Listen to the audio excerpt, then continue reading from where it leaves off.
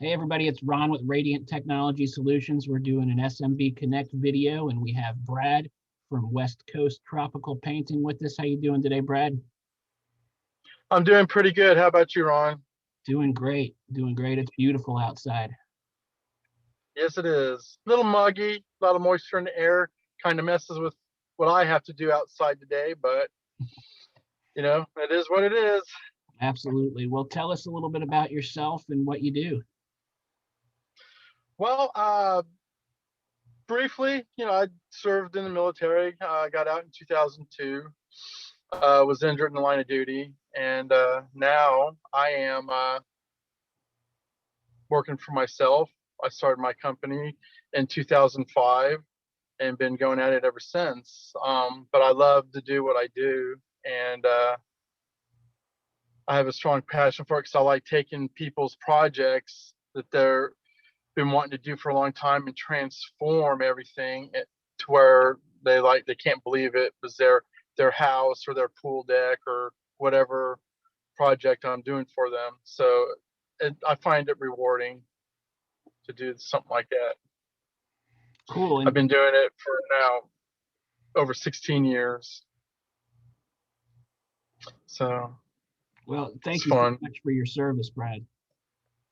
Thank you. So you're doing interior, exterior painting? Yes, I am. I do exterior, interior, residential, commercial, waterproofing, wood staining. We specialize in refinishing cabinets, resurfacing old Formica countertops. We can actually make them look like granite, marble, or even multi-stone. So, and it would save the customer, more than half of the cost of the real stone. Cool. Yeah, I've seen some of those painting, refinishing tip kits for those Yes. countertops, and truth be told, it's never something I've been brave enough to accomplish. It's not too hard. It's just a little more tedious because it's detailed oriented. So, there's a lot of prepping to go along with that. And then you just have to have the patience to work the artwork when you're doing stuff like that. The corners, you want to bevel out the edges, sand them down. That way the product will actually bond to it without splitting. Yeah, yeah, and yeah, I've never been very patient when it comes to waiting for the paint to dry. That's for sure. No, it's not fun. But the fun part for me is actually doing the epoxy after you do the base coat because you add the other colorants and everything in it, and then you just pour it out and let it go where it pours out, and then you just use your trial, work it out, and then after you do that, you take your heat gun and you can blow it in every direction to make it look natural. A lot of people just use brushes and everything, but it doesn't look natural to me using a brush. So that's why I use the heat gun because it can blow the colorant wherever you want to go, and it veins out and everything a lot better to make it look more natural. Yeah, I could see that. And but wouldn't that dry it as you're doing it too? Does that cause you any issues or? No, actually, no, because it takes the epoxy a well 24 hours to really set up and harden. And then once we lay that out and get that done, we got to take the heat gun slowly across it because you'll have like little bubbles, fish eyes, I call them, and you just run that over there to pop those. And then once those are all gone, then you just let that dry overnight, and then you come back for the second day, and then you do the clear coat the same way, and then you let it dry, and then it takes about 30 days to cure, which means once that finished product is on there like that, you can't put anything heavy or hot on the surface of it because then it'll damage it, it'll put a groove in it, or it could pull it up. And then the bad thing about that is then you'd have to start from scratch again, take it right down to Yeah, start over with the top coat. yeah, I've heard some horror stories of people trying to do that kind of stuff themselves. Um, Yeah. and I know I'd be one of them. That If, takes, sorry, go ahead.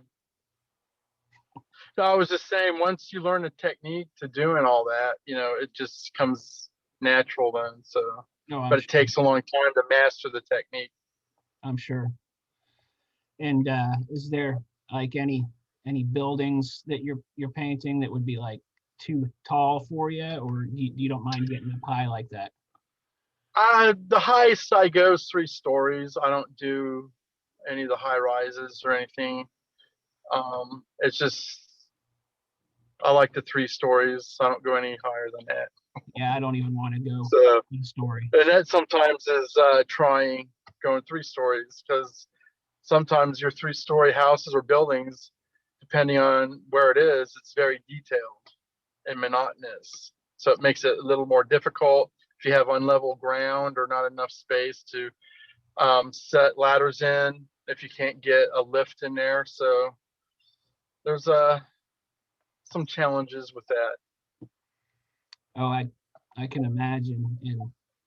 And for the people watching this video at home, I don't recommend getting on your ladder and going up 3 stories. That's for sure. Leave it to the professionals that have the right. Absolutely. Yeah, you are a brave man getting up that high. I tell you. I've been doing it for a long time, so I'm kind of used to it. But there's times where I have my wobbly knees when I'm on a 40-foot ladder or something. Probably about 10 years ago, I fell off a 40-foot ladder. Oh I wow. was in Pelican Place, and I was right at the peak. And when I was running my paint sprayer across the attic vent, a swarm of wasps just came flying right out. They covered my head and everything. So I had to hit the bill of my hat to get most of them off, and they flew, and I still got zapped right behind the ear. And I jerked, and that ladder kind of like dug in one side, and it tilted and slid. So I slid and fell, hit a balcony, cracked 2 ribs. But if it wasn't for the balcony, I more likely would have died, because I would have fell like 40 feet. Wow. So I was lucky in that aspect. Very, very. And I think you had mentioned earlier to me, we were talking here about the sealing products that you're doing, or waterproofing, excuse me, waterproofing. Yeah, the waterproofing. Basically, like if you're going to be painting a house and they have a lot of paint peeling and blistering along the base of the home, you want to dig a trench to the about 2 to 3 inches into the base of the house. Clean it, prep it, and then you do your waterproofer. Let that dry, and then the waterproofer keeps the moisture from penetrating through. So that will prevent the paint from bubbling up, blistering, causing a paint failure around the house. It's the same thing with anything you paint, pool decks, stuff like that. You want to be able to prep it properly in order for the top coat to be successful. Yeah, that's what I was going to ask about pool decks, because chlorine and chlorinated water is very damaging to a lot You're of right. things. Yeah, so I imagine you have to use a pretty good quality paint to make that last. Yeah, Sherwin-Williams has got a couple of great products to use for that. One of the ones I use the most is their Heavy Shield. And then depending on if you have a smooth pool deck, you'd want to add a non-skid texture to that, so it's not slippery when it's wet, because it can be like ice if it's smooth when you paint it like that. And that's a safety hazard right there in Yeah, itself. yeah, you want to slide into the pool, not when you're out of it. Exactly, because it'll hurt more sliding out of it than into it. That's for sure. That's for sure. And are you mainly Pinellas County, Pasco? I serve the Tri-County. I get most of my work in Pinellas, Hillsborough, but I do get work in Pasco County.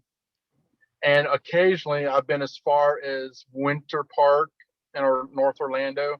and Fort Myers. But that's when I did a lot of sub work for contractors. Gotcha. Gotcha. And what's the best place for people to find you or get a hold of you? The best place would be, well, for starters, my phone number. That's 727-831-7130. Or my website at westcoasttropicalpainting.com. And my email is westcoasttropicalpainting@gmail.com. Awesome. Those would be, or my Facebook page. Those would be the best places to get in touch with our company. Cool. Cool. And I've seen your truck on the road too quite a bit recently. So it looks like you're a busy man traveling all over the place. Yep, we are actually very busy, which is surprising. So I hear a lot of other painting contractors complaining about being slow and everything else. So I'm quite blessed and fortunate that I'm busy. So I Awesome. just try to do my best, meet my customer needs and make sure my customer base is very satisfied with the quality and professionalism that we strive to give to them. Yeah, that is important. Yes, it is. And you have a couple of guys working for you too, right? Yes, we're a small contractor painting company. I've got 2 guys, and I'm looking for a master painter as we speak. So hopefully we'll be able to add to the team here Well, maybe they'll and see this video. grow. I want to grow gradually, not super fast, because I don't want to set myself up for failure growing too fast. So Yeah, that can happen, but it sounds like you're doing it the right way. well, thank you, Ron. I'm trying to do the right way, and I got the great support around me every day, and that's a very key for me, is having the support and people around me that are successful in their businesses as well. Absolutely. So Absolutely. Well, I sure appreciate you taking the time to join me today, and thank you again for your service. You have a great company here in the Tampa Bay area. thank you very much, Ron, and you have a great company in this area as well, my friend. Thank you. Thank you. Well, You're very welcome, and thank you for having me. no problem. No problem. Glad to have you. And if anybody needs to get a hold of Brad and they can't for any reason, give me a shout and I will point you in his direction.